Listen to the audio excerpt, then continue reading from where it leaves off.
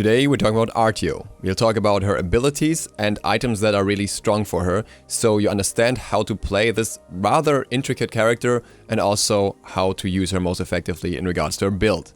Before we get started, I still have a few important things to say. The background footage was from when I was still trying out stuff with her. I found out quite a few things since, so don't pay too much attention to how I play and the build. There are some strategies that you want to apply that I don't use there yet. And B, there will be an important announcement regarding my channel at the end of the video, so if you're not watching the guide, feel free to skip to that. Now onward to Artio. Before we get into the abilities or the items, let me preface this by saying I do believe that she will get nerfed. I don't know when these nerfs will happen, but I do think that the character in its current state is way too potent in way too many ways. Not necessarily only damage, but also the fact that she has so much control over a whole team. So some things here may not apply later, and I can make some small assumptions regarding the nerfs that I will sprinkle in here and there regarding how things might change for leveling priority and so on. With that said, let's first look at the abilities and then the items. The first ability is Energy Surge and Maul. On rank 1, this cone attack in front of you will deal 70 damage in the Druid stance and 2 times 50 damage, so 100 damage in the Bear stance. That's a total of 170 magical damage on level 1. It's important that this is magical, so for example, if you compare this to Tyr and Awilish, they will have slightly lower values, but most targets have more magical protection on level 1. However, it's still a very decent chunk of damage, only pretty much outclassed by Anubis on rank 1, and he doesn't get a free heal, he just gets his lifesteal. So a very, very strong level 1 ability. The problem with it is that it's a bit harder than some other abilities to hit the full wave with. It's possible, but they have to stand in the right way. At the same time, it allows for massive early game aggression if you're looking to poke out enemies with it. On top of that, the ability heals you for 60. If you rank this up and use both abilities, you can get up to 530 base damage out of it and up to 140 healing. The damage also comes with a total of 105% scaling, while the healing scales for 25% per target, so also nothing that should be underestimated. The whole thing is on a 10-second cooldown, so very, very short. With cooldown reduction, this is 6 seconds in each stance. Damage-wise, this may not be her strongest ability if we just look at the rawest of values. However, due to the very short cooldown, it ends up being more damage over time anyways, and is usually the ability you want to look to level first, especially when in the jungle. We'll look at the level order more later. I will say that the cooldown here is extremely short, so I would not be surprised at all if this gets increased in a later patch. In most situations, it should still be your number 1 priority to level, but it may be in more competition with the 3 then. Her second ability is Entangling Vines and Ferocious Roar. With this ability, it has a primary and a secondary effect, as I would call it, though this can be misleading. In many situations, the secondary effect may actually be more impactful than the primary effect, as worth using this to your advantage. The primary effect of the Druid stance would be a cripple that lasts for a while that surrounds her. The primary effect of the Bear stance would be a stun, a short stun that comes off pretty much instantly and makes her very safe to play. However, the Druid stance also comes with a power debuff to nearby enemies, applying both for magicals and physicals, and while it's in a relatively small area in comparison, for those of you who are close enough and trying to attack you, this power debuff can be quite devastating. This power debuff affects both magical and physical power. Likewise, the Bear stance comes with extra protection, which can be really nice even if you don't CC out your target. You get extra physical and magical protection after the stun, kind of similar to Apollo's 2, just better. This ability starts on a 14-second cooldown. Now, what's worth pointing out here is that this ability doesn't do any damage, so you would probably not think about prioritizing it first or second. However, I would say it can be a very solid choice as second maxed ability, depending on the circumstances. If you're in a more supportive role or you're a bruisery frontliner that helps your team out a lot, then you can definitely consider investing into the second. If you're taking a lot of damage and the team is falling behind, that's also a very good option to be more tanky in teamfight and reduce the enemy's damage. So there's a lot of utility in this ability that when your team plays well enough will do a lot for you over just having raw damage. Just throwing this out there so you don't underestimate this. Putting points into this ability does so much for you. In the Druid stance, the area that is affected by both the cripple and the power reduction will be increased from 6 seconds to 8 seconds, while in the bear form the stun will be increased from 1 second to up to 1.4 second, and the protection buff goes up from 10 to 50 protections. So quite a massive difference in both stances there that is definitely worth considering investing into. Artio's third ability is Life Tap and Heavy Charge. The values here seem quite small in comparison to the 1, but do not underestimate this ability. While it starts at 15 per tick, this still is 75 base damage on level 1 for her Druid form ability, if you channel it all the way, whereas her dash in the bear form still does an extra 70 damage, so we still end up with 145 base damage on level 1, which is not that much less than the 1. Additionally, this ability actually heals you for more. Instead of healing for 60 like the 1, this ability heals for 75. At the same time, it only heals you. Fully maxed out, this ability actually has higher base damage than the 1, going up to 545 between both the Druid and the Bear stance, while also having 175 healing, again only for you. The downside, it has 15 seconds cooldown, so therefore it should probably not be maxed over the 1. However, once again, I do believe that the cooldown on the 1 is incredibly short at the moment, and if we see an increase here, then it may be worth considering to level this over the 1 in solo lane. It is much easier to hit the full wave at all times with this ability. It does put you in a bit of a risky spot though, which is worth pointing out. It would be a bit of a trade-off for some extra sustain, some safer damage that way, so it's something worth keeping in mind. For now, the 1 is probably the better choice. Also, by using this to its full potential, you obviously put yourself at the risk of sacrificing your escape, so it's kind of the playstyle of maybe an Erlang Shen. Then again, by leveling this ability, you also increase the slow on the bear from 10 to 30%, which is quite a lot of utility in later team fights as well, but also in early ganks and stuff like that. And talking about fights, there is her fourth ability, the ultimate, Shapeshift. Now, Shapeshift is a stance change, so you have access to the ability from level 1, but leveling it does still benefit you and you don't get the passive effects on the first rank. By putting a point into the ability, you get 1% movement speed per stack and 2 MP5 per stack, which stacks up to 8 times. So on rank 1, you can get up to 8% movement speed and up to 16 MP5. Maxing this ability out gets you up to 24% movement speed and up to 80 MP5 if you're able to keep all the stacks up. However, realistically, that's only possible very late into the game. You have to consistently attack enemies within 4 seconds to keep the stacks up, which sometimes can be kind of hard because enemies have escapes to get out, or you may have cooldowns and not be able to change stance in time or something like that. It's kind of risky. Also, the movement speed only scales up every second rank, so you need 3 points in the ability to actually get 2% movement speed instead of 1. As such, I would probably not prioritize this ability over the others. It is a very potent ability in late game when you have the cooldown reduction to just spam away and get the full effectiveness out of it, but until then the other abilities are just so strong and do so much for you that I would probably not look into leveling it. Instead, you're much better off implementing some MP5 into your build in the first place, because she needs it. Last but not least, we have the passive that I will quickly read for you to fully understand it. Enemy gods hit by Artio's Druid or Bear abilities will begin to decompose. This effect decreases their physical and magical protections. The effect stacks up to 8 times, and that's a 3% decrease per stack. As such, we're talking about 24% damage reduction, which is 2/3 of what Demonic Grip offers you.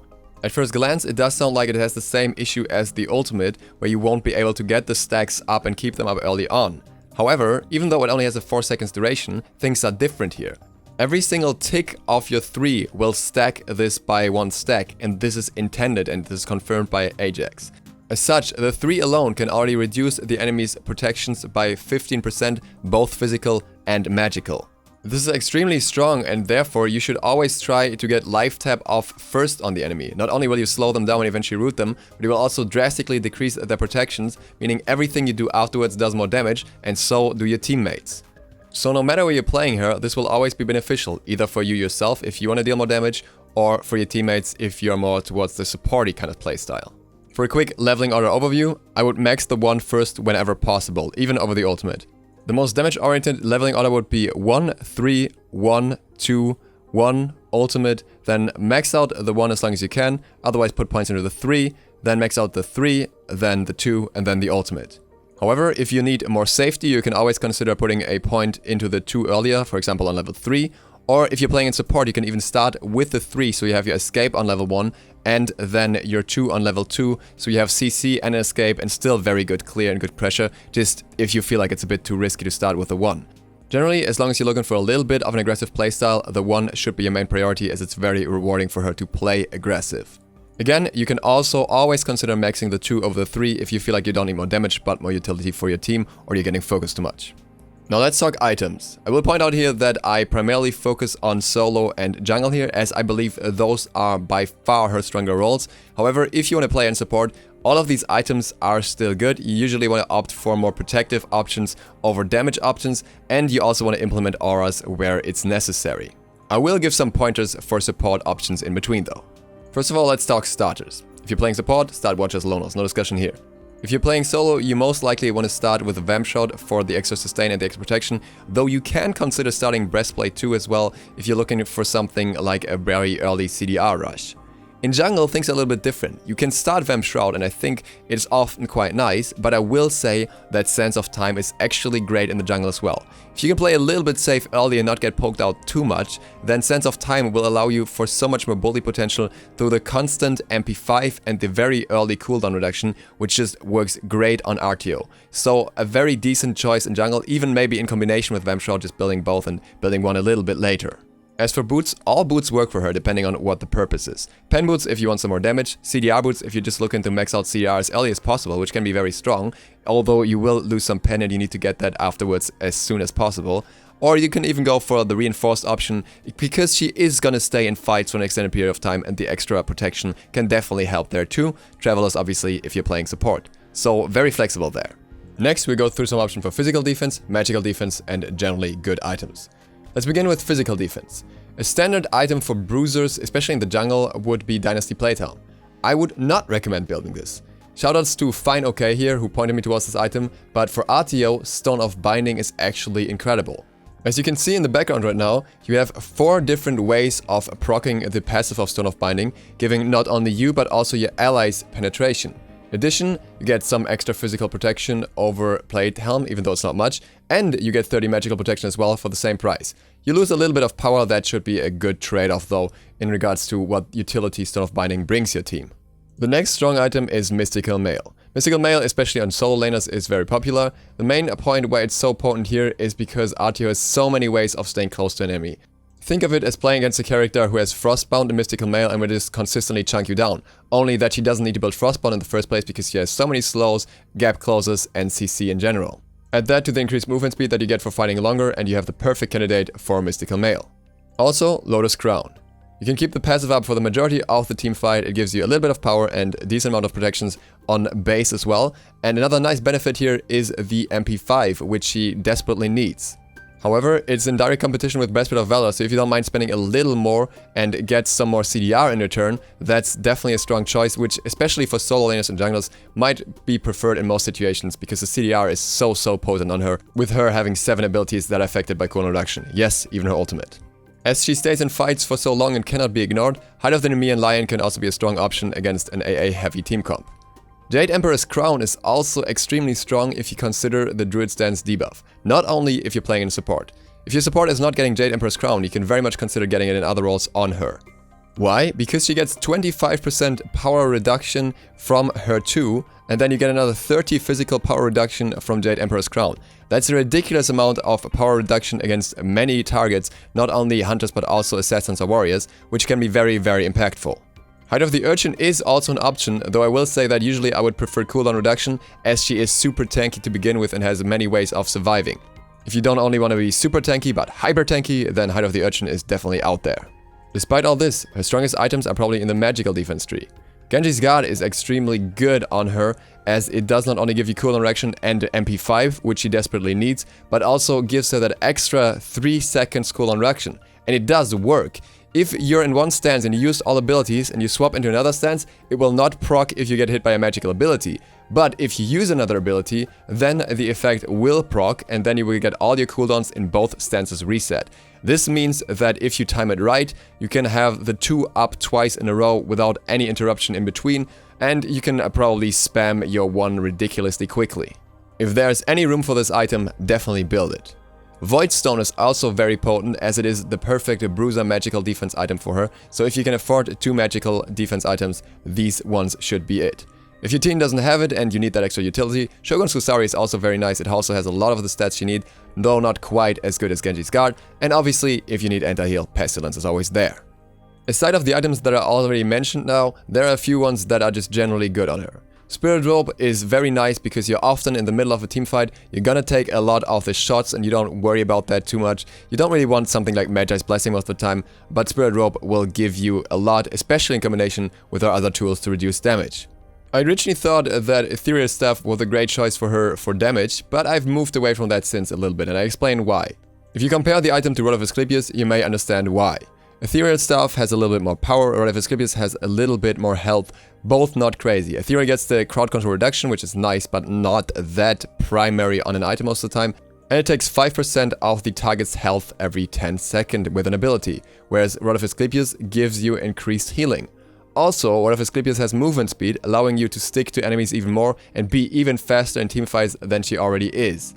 I would argue that in most situations there's more benefit in Rod of Asclepius' passive and the extra movement speed than there's in that little bit of extra damage from Ethereal Staff. We're in a meta where there are plenty of healing options and plenty of anti-heal options around, and amplifying the healing a little bit can be really beneficial here, especially when it happens in combat where she happens to be most of the time. Not only that, I mentioned Mystical Mail earlier on, so let's do a little bit of a comparison here. All of these effects are magical damage, so we'll ignore protections for this calculation. It would apply equally to both.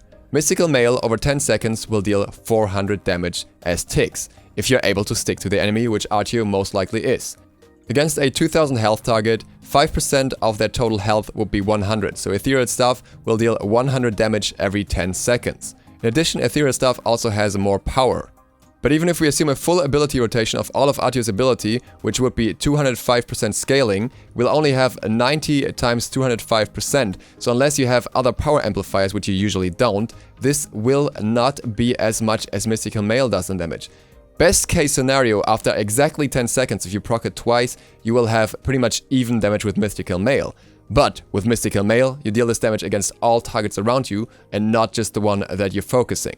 You also get a little bit more healing with Ethereal, though the scaling isn't crazy here, but in return, Mystical Mail has an extra 100 health and 40 physical protections. So it will overall be a little more effective health against anyone and a lot more effective health against physical damage dealers, while also still most likely having higher damage. As such, unless you already have it or you really value the crowd control reduction of Ethereal, I would say Mystical is usually the stronger choice. If you just want to be as fast as possible and you want to have some CDR on health, Shield of Regrowth is really nice on her as she can proc it so easily, and it allows her to immediately close the distance to a target the moment she uses the healing version of her 3 without even having to use up her dash. Stone of Gaia is always nice, but especially nice on her as she can stay in fights for so long and sustain so long. The extra healing from this, the percentage health return, is really strong, especially if you build her a little bit tanky. Winged Blade is always good against anyone with a slow, so I throw that in there. Gem of Isolation is something many people have considered. I did not find it as valuable, as it is just not that necessary. Why would you slow enemies even more when you already have so many slows and CC in your kit?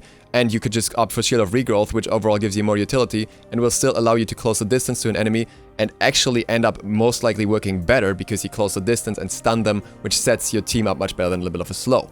Her being able to stay in teamfights for so long would also be really nice for Mail of Renewal. Then again, there's a lot of anti-heal in a game against an Artio most of the time, so probably not that worth it. Last but not least, I want to point out again that percentage pen is not needed on her. Even if you want to go very bruisery, she does have that protection reduction. As long as you engage with a 3, you will be fine and you should be looking for flat values over percentage values. However, there is a fun interaction that I wanted to throw out to close up the build section. While it is probably not an effective item on her, Demonic Grip and her passive in combination can reduce the enemy's magical protection by up to 60%. If you combine that with a Spear of the Magus, you can pretty much shred through anyone's magical protection and deal a true damage against them. A little bit of a wonky strat, but it might just work out and be really funny if you try it in a casual game. That concludes all the information for Artio. There is one more thing though that I'd like to talk about in this video. I've mentioned this before. I will be gone for the upcoming week. I will not be able to make videos myself, but I have you covered. As I didn't feel like throwing out half-assed videos for the meantime, I felt like I would give some other people the opportunity to post a video on my channel. These videos will be going up throughout the week, 1 upload per day or 2 sometimes, and these content creators will be able to showcase their abilities there. It's different kind of content, I think it's a lot of interesting stuff, and I hope you check out those people's channels if you enjoy their videos. They put a lot of work into this, so it would be well deserved to at least look at their videos once. If you need another incentive, I will be throwing a code into the comment section here and there at a random time for those videos.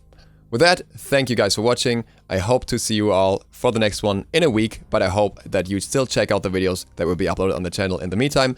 If you're not subscribed yet, feel free to click the sub button and maybe the bell. It really helps me out. Duke Sloth, out.